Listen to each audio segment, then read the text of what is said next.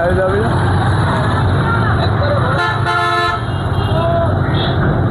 ঈদে বাড়িতে গেছিলাম আসলে সবার সাথে ঈদ ভাগাভাগি করার জন্য। এখন নিজের কর্মস্থলে ফিরতেই হবে, আর কোনো উপায় নাই তো।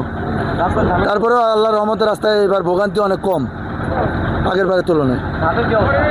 যে ঘাটের অবস্থা ভালোই, আসার সাথে সাথে ফেরি পেয়ে গেছি, এর জন্য আর কি আলহামদুলিল্লাহ ভালো লাগছে। আমরা ফেরি থেকে আসলাম, ফেরি কোনো ঝাই ঝামেলা নাই, গেলাম শান্তি মতন, আসলাম শান্তি মতন, কোনো ঝাই ঝামেলা নাই। নিরিবিলি পরিবেশ, কোনো যানজট কোনো কিছু হয়নি। তো ঈদ খুব সুন্দরভাবে কাটাইছি। ঘাট সুন্দরভাবে পার হয়েছি। এখন ঘাট পার হয়েছি, এখন এই পাশে আসছি। এ পাশ থেকে মনে করেন যে গাড়িতে উঠে কর্মস্থলে চলে যাব।